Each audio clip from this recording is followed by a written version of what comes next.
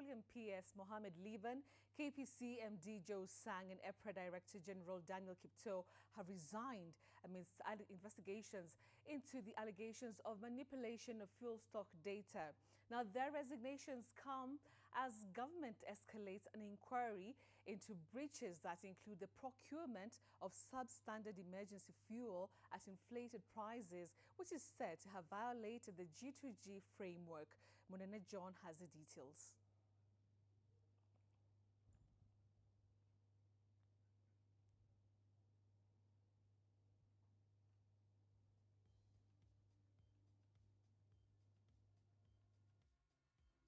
In a statement from the head of public service, Felix Kosgei, President William Ruto has received the resignation of the principal secretary in the State Department of Petroleum, Mohamed LIban. Kosgei says the board of the Kenya Pipeline Company has also received the resignation of Joe Sang as managing director, while the board of the Energy and Petroleum Regulatory Authority, EPRA, has received the resignation of Mr. Daniel Kipto Bargoria.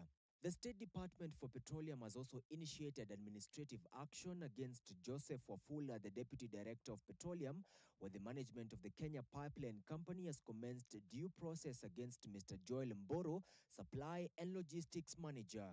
The three were arrested on Friday before they were grilled at the Directorate of Criminal Investigations. The DCI has confirmed to have recorded statements from several government officers and executives of a petroleum company named One Petroleum Company, and which is said to have imported a 68,000-ton consignment worth of 2.5 billion Kenya shillings. Executives of the Kenyan arm of Oryx Energies have also been summoned by the Directorate of Criminal Investigations for probing. Kenya Pipeline Company has already appointed its General Manager for Finance, Pius Mwendwa, to temporarily discharge the duties of Managing Director following recent developments involving the current office holder, Joe Sang.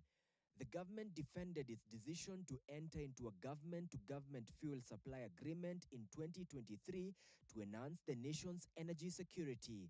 The statement reads that sovereign-backed arrangement was designed to stabilize fuel supply and caution the market against global volatility and mitigate the foreign exchange constraints experienced in 2022 and 2023.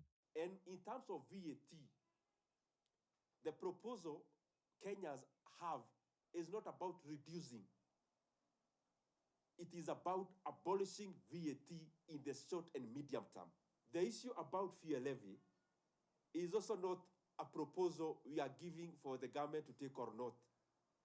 They'll have to reduce fuel levy. President Ruto claiming that the primary duty bearers responsible for administering the petroleum supply chain may have manipulated data on in-country fuel stocks.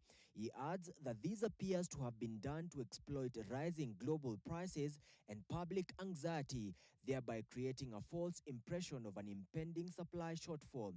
This egregious misrepresentation is reported to have led to the irregular procurement of an emergency fuel cargo by the Ministry of Energy and Petroleum.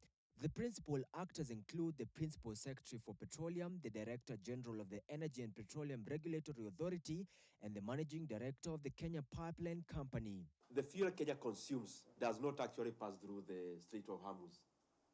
It passes through a different route. Therefore, when it comes to supplies, that should never be a scapegoat.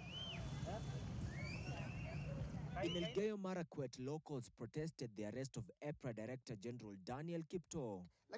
Lakini serikali kuweka mtu saa hiyo inaonyesha kwamba kuna mpango. Hiyo ni mpango mbaya sana. Na sisi tumekasirika na tunasema maandamano ambayo itafanyika tuseme Rift Valley kwa msema si hata Elgeyo Marakwet. Tutafanya kama ni mbaya ni mbaya. 5 people who were arrested on Thursday spent the night at Gigiri, Capitol Hill and Lang'ata police stations. Mohamed John, TV 47, Nairobi.